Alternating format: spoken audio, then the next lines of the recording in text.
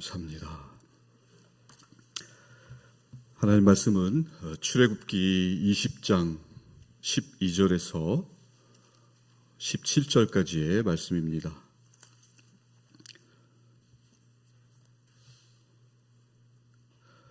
구약성경 111면쯤에 있습니다.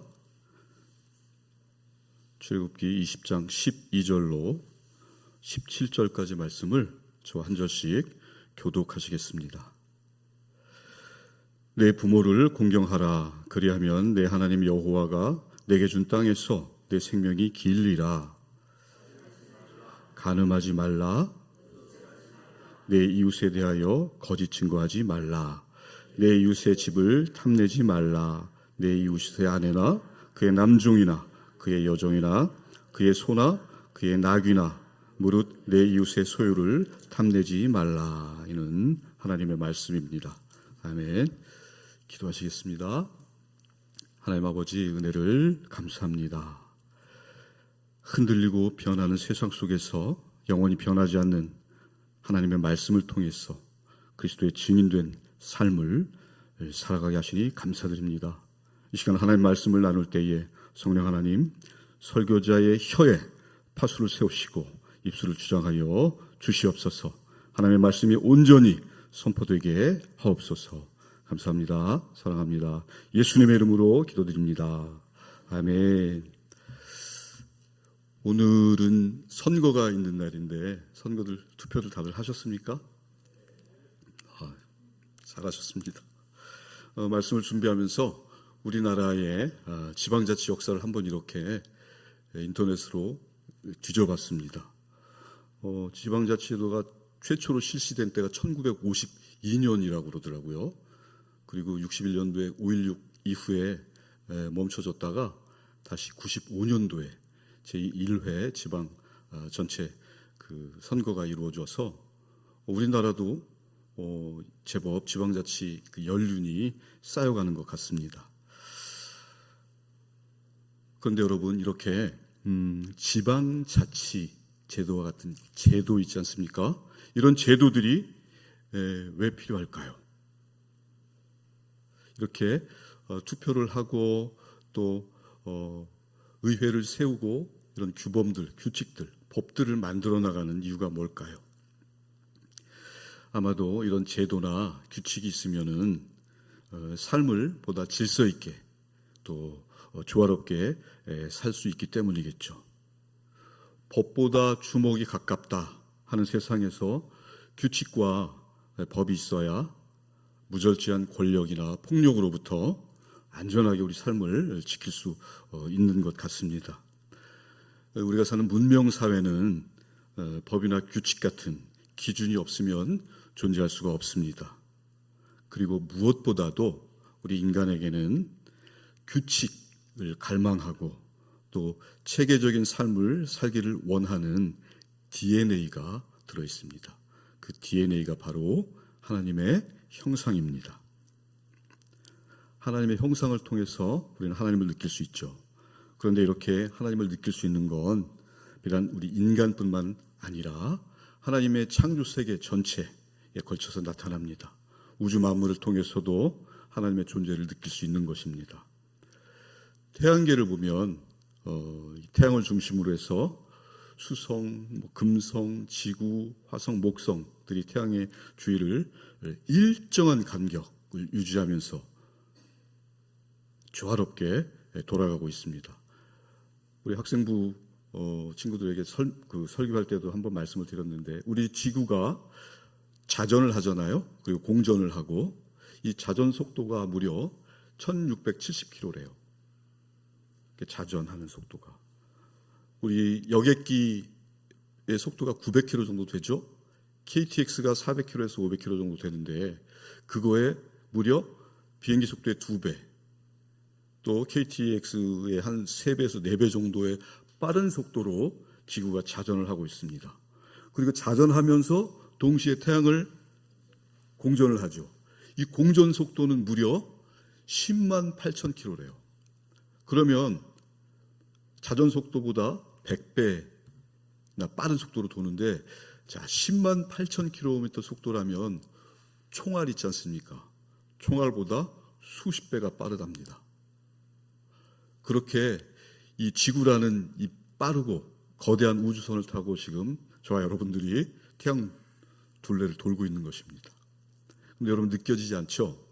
왜 그러냐면은 지구상에 있는 모든 물체들 또 공기들까지도 같은 속도로 돌고 있기 때문에 우리가 그런 속도감을 못 느낀다고 합니다. 그런데 여러분 이런 것들이 과연 우연에 의해서 벌어지는 것일까요? 우연으로 생각하기에는 너무나 엄청나고 어마어마하고 그렇죠? 대단하지 않습니까? 그런데 우리가 생각하기에 과학자들은 예수를 믿는 사람이 많이 없을 것 같다 이렇게 생각하잖아요.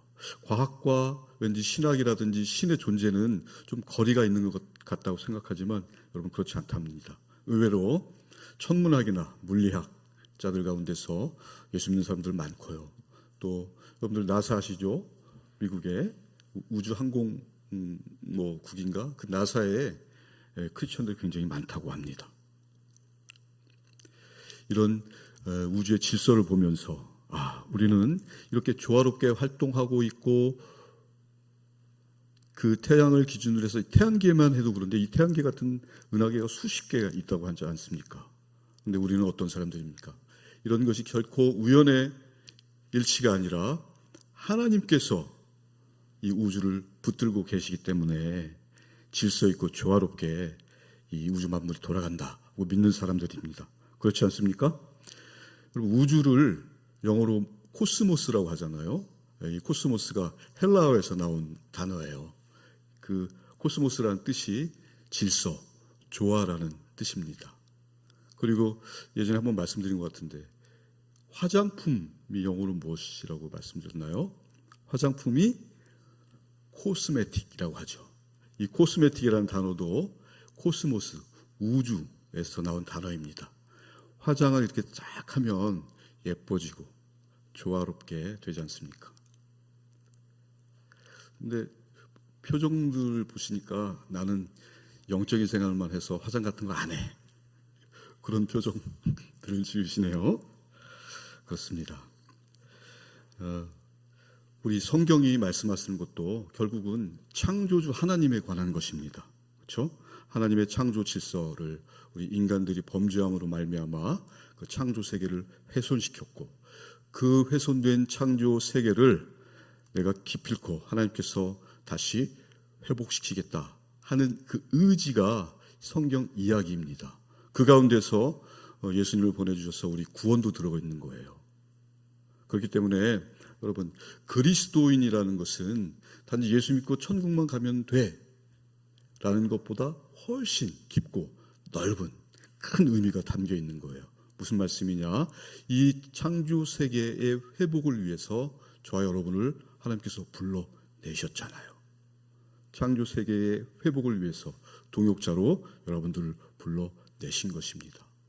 그러니까 이 그리스도인이라는 그 의미가 정말로 어마어마한 거죠. 그래서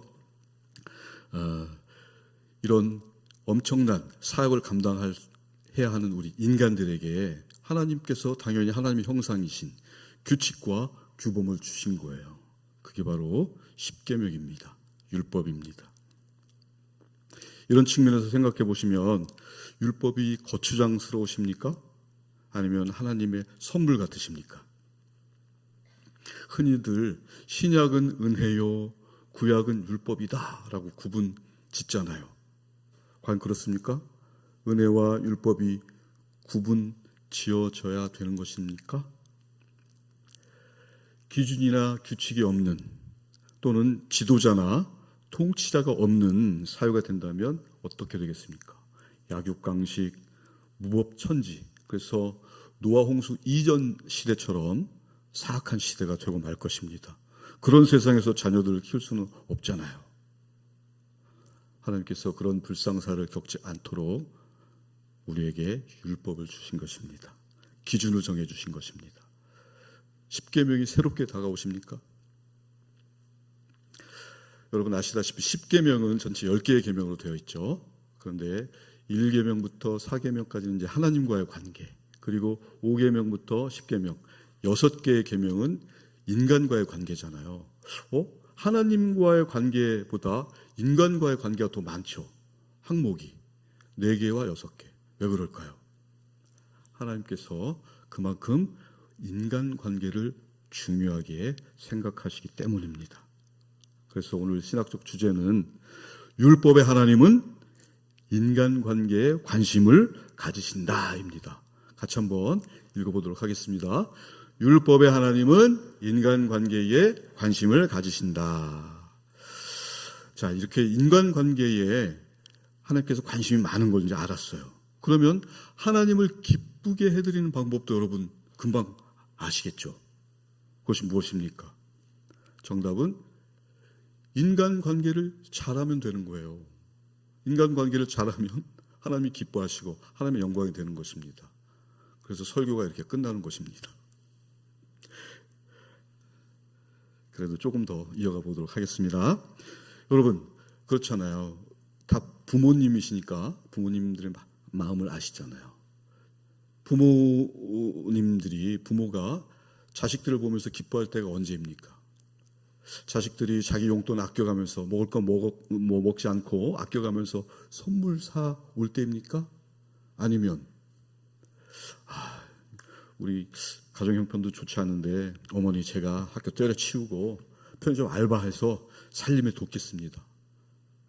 그럴 때 기쁘십니까? 아니죠. 부모가 자식을 보고 행복을 느낄 때는 자식들이 훌륭해질 때잖아요. 허튼 인생 살지 않고 공부 열심히 하고 참된 인생 가운데서 행복을 느낄 때 부모는 그 자식을 보면서 기쁨을 느끼며 또 동시에 같이 만족하고 행복을 느끼는 것처럼 하나님도 마찬가지입니다. 하나님께서 성도들을 보시며 기뻐하실 때는 성도들이 없어지는 것, 썩어질 것들에 마음을 빼앗기지 않고 또 허송세월하지 않고 영생을 살아갈 때입니다. 영원한 것에 가치를 두고 하루하루 살아가는 모습을 보실 때 하나님께서 기뻐하시는 것입니다. 왜요? 자식이잖아요. 여러분, 하나님을 기쁘게 해드리고 싶으시죠? 하나님을 높여드리시기 원하시잖아요. 오늘 가스펠 프로젝트에서는요, 이 10계명을 통해서 특별히 그 10계명 중에 오늘 읽으신 5계명에서 10계명까지 6개의 계명을 통해서 하나님을 높여드리는 방법을 3가지로 제시하고 있습니다. 그것을 한번 살펴보도록 하겠습니다.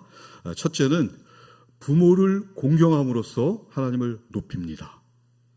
5번째 계명이죠. 출애굽기 20장 12절인데요. 이렇게 되어 있습니다. 내 부모를 공경하라. 그리하면 내 하나님 여호와가 내게 준 땅에서 내 생명이 길리라. 아멘. 자, 이 제5계명을 통해서 하나님의 뜻을 아셔야 합니다. 하나님께서는 구원받은 사람은 부모를 공경하는 것을 통해서 그 구원의 감사를 나에게 표시해라 라고 말씀하시는 거예요. 부모 공경은 단순히 해도 되고 자식으로서의 어떤 도리라는 차원을 넘어서 무슨 말씀이냐면 부모 공경하는 사람을 보고 하나님께서 너가 구원받았구나. 그 구원의 감사 표시를 나에게 부모 공경함으로써 표현하고 있구나 라고 하나님께서 판단하신다는 것입니다. 물론 부모님도 원죄가 있죠. 그리고 공경받을 만한 자격이 있느냐는 저마다 다 다를 수 있습니다.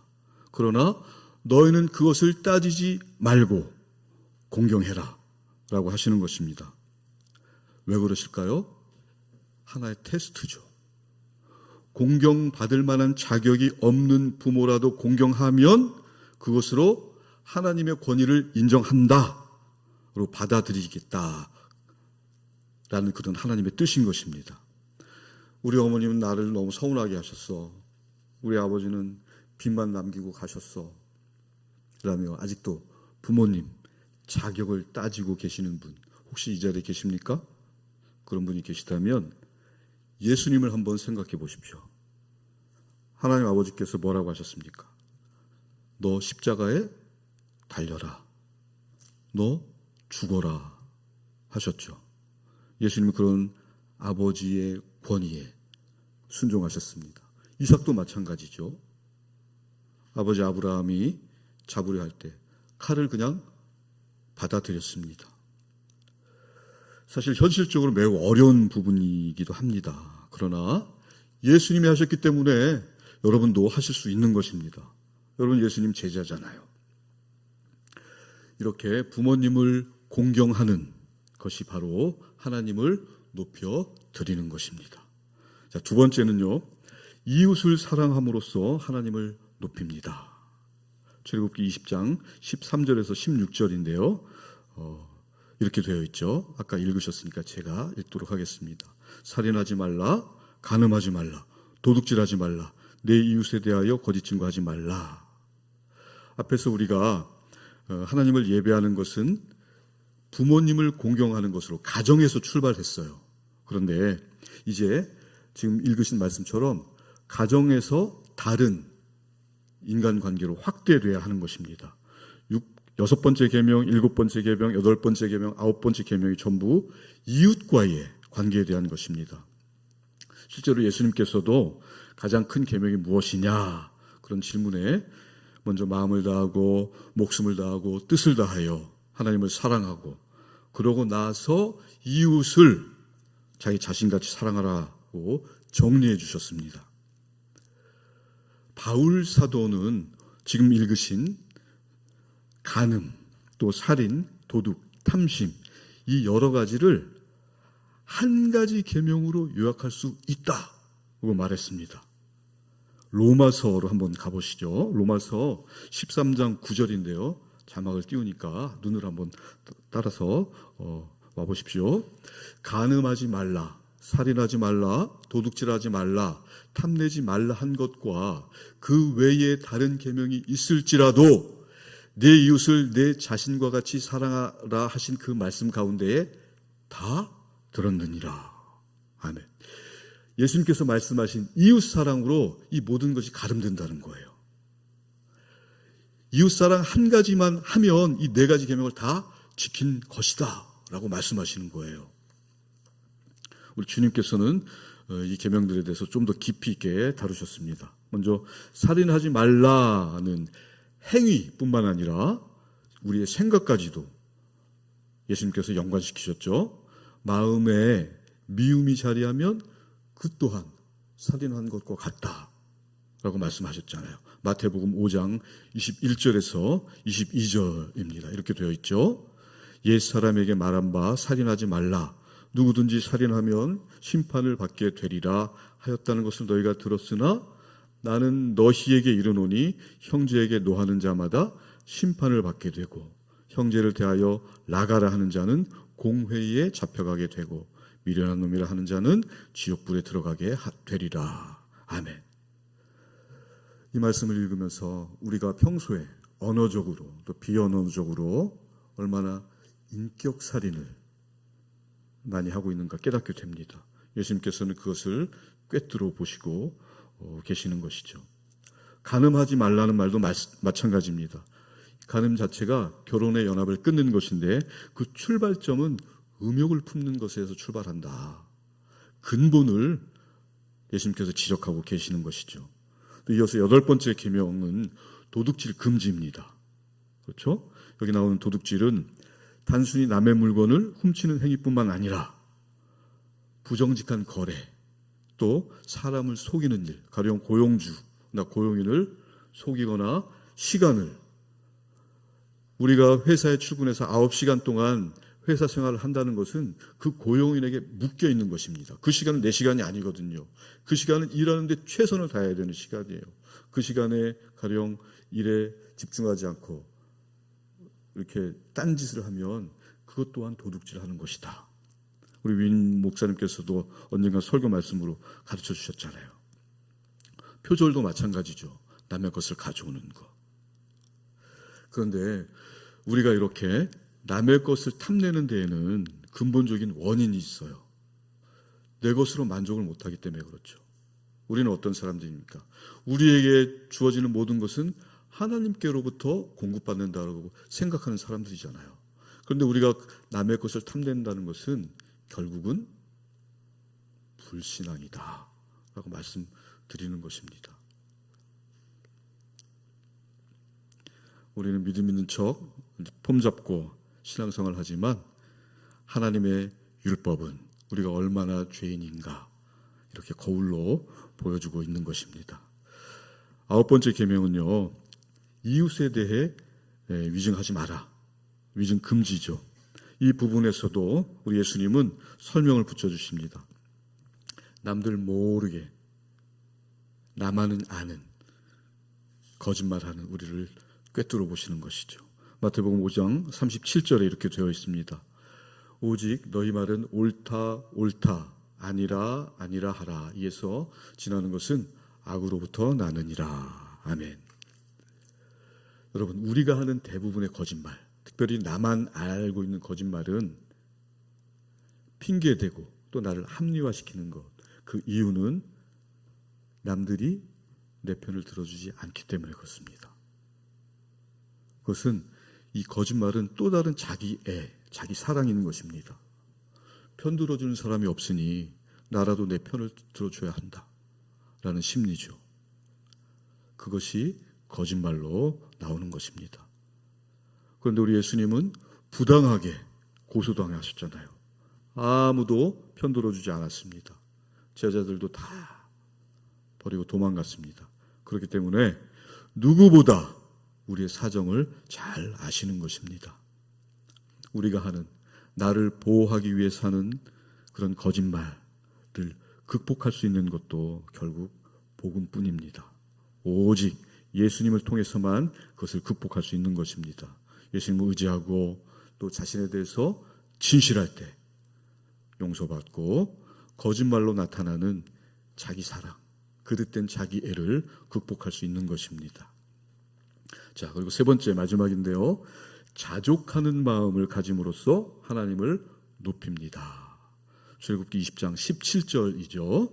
이렇게 되어 있죠. 내 이웃의 집을 탐내지 말라.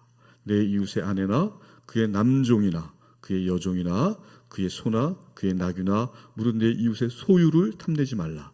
10번째 계명이죠. 이 10번째 계명을 통해서 특별히 알 수 있는 것은 우리들의 성향입니다. 어떤 성향입니까? 만족을 추구하는 성향이죠. 우리는 끊임없이 만족을 추구합니다. 이렇게 만족을 추구하고 탐심하는 것은 단지 무엇을 내가 소유해야 되겠다, 가져야 되겠다라는 마음뿐이 아닙니다. 그것은 마치 우상숭배와도 같은 것입니다. 하나님 아닌 다른 사람이나 다른 물건으로 기쁨을 얻고 또 그것으로 내 마음을 채울 수 있다고 확신하는 것입니다. 그러나 만족하지 못하죠. 99석 가진 사람이 한 석을 빼앗아서 100석 채우려고 하잖아요. 있는 사람이 더 하다는 말이 괜히 나온 게 아니죠. 이런 탐심을 치유할 수 있는 것도 오직 하나님 말씀뿐, 복음뿐인 것입니다. 나의 심령을 우리 예수님으로 채워야 하는 것입니다. 사도 바울이 바로 그런 경험을 했습니다. 예수 안에서 자족함을 배웠죠. 빌립보서 4장 11절에서 13절 이렇게 되어 있습니다. 보시겠습니다. 내가 궁핍함으로 말하는 것이 아니니라. 어떠한 형편이든지 나는 자족하기를 배웠노니 나는 비천에 처할 줄도 알고 풍부에 처할 줄도 알아. 모든 일, 곧 배부름과 배고픔과 풍부와 궁핍에도 처할 줄 아는 일체의 비결을 배웠노라. 내게 능력 주시는 자 안에서 내가 모든 것을 할 수 있느니라. 아멘. 이런 바울처럼 우리도 배워야 하는 것입니다. 예수 안에서 만족하고 예수님이 내 안에 충만하게 거하실 때 모든 탐심을 이길 수 있는 것입니다. 말씀을 정리하도록 하겠습니다. 여러분, 예수님과 동행하는 삶을 원하십니까? 진정 내 삶 속에 주님의 임재를 간구하십니까? 정말 그러십니까? 그렇다면 내 삶의 자리에서 그리스도인이라는 증거가 나타나야 합니다. 무엇으로요? 인간관계로. 동창회 한번 나갔다. 나 다시는 동창회 안 나가. 그런 분들 있으시죠? 그런데 여러분들 때문에 그 동창회에 가고 싶은 사람들이 많아져야 되는 것입니다. 그게 그리스도인입니다. 여러분의 빛으로 사람들이 몰려들고 또 그 부패한 모임에 소금으로 싱싱하게 만드는 것이 여러분들의 사명인 것입니다. 쉽지 않습니다. 그러나 해내야 합니다. 그것을 해내는 것을 보고 세상 사람들이 하나님을 보는 것입니다. 그게 바로 여러분의 평범한 일상이 위대한 것입니다. 여러분들의 지극히 평범하고 아무렇지도 않은 듯한 특별할 것 없는 그 일상을 통해서 사람들이 하나님을 본다고 합니다. 얼마나 대단합니까? 거창하게 나라 구하는 것은 그 사람들한테 맡기고 김정은 전도사 만들어주세요. 이런 기도하기 전에 먼저 내 일상에서 평범한 일상에서 내가 만나는 사람들에게 예수 향기를 날리고 하나님의 영광을 드러내라고 너의 그 태도, 눈빛, 표정으로 예수를 드러내라고 오류투성이인 우리의 삶, 우리의 인생을 참아주시고 지금 이 시간까지 우리의 삶을 연장해 주시면서 기회를 주시는 거예요. 여러분, 십계명은 단지 무엇을 하지 말라는 그런 목록이 아닙니다. 하나님의 자녀답게 살아갈 수 있는 방법인 것입니다. 십계명만 제대로 지켜도 세상이 얼마나 아름답겠습니까? 이 땅은 하나님의 의가 이루어지는 곳이 될 것입니다. 끝으로 한 가지 더 덧붙인다면 여러분, 무엇을 하지 않는다는 것은 그저 하지 않은 것에서 그치는 것입니다. 법을 어기지 않았다는 것은 범죄를 저지르지 않았을 뿐 정의를 적극적으로 실천한 것은 아닙니다. 남을 미워하지 않았어요 하는 것도 거기에서 내 마음을 멈춘 것일 뿐이지 적극적으로 그 사람을 끌어안는 사랑을 하는 것은 아닙니다. 실천한 것은 아니죠. 그래서 내가 너희를 사랑한 것 같이 너희 이웃을 너희 몸같이 사랑하라. 우리 주님의 계명을 우리 현실 가운데 저와 여러분의 삶의 자리에서 적극적으로 구현해내고 실현해낼 때 율법의 하나님이 우리 가운데 홀로 영광 받으실 줄 믿습니다. 아멘. 기도하시겠습니다. 하나님 아버지, 은혜를 감사합니다. 이렇게 귀한 우리 주님의 자녀들이 함께 모여서 하나님의 말씀을 나누고 또 하나님에 대해서 생각하고 하나님의 은혜에 감탄하는 가운데 하나님의 임재를 느낍니다. 아버지 감사합니다. 우리의 삶 속에 충만하게 임재하셔서 하나님을 기뻐하고 또 타인의 삶을 축복하며 아름다운 신앙의 여정을 걸어갈 수 있는 참된 복을 우리 신길동교회 모든 성도님들에게 내려 주시옵소서. 감사합니다. 사랑합니다. 예수님의 이름으로 기도드립니다. 아멘.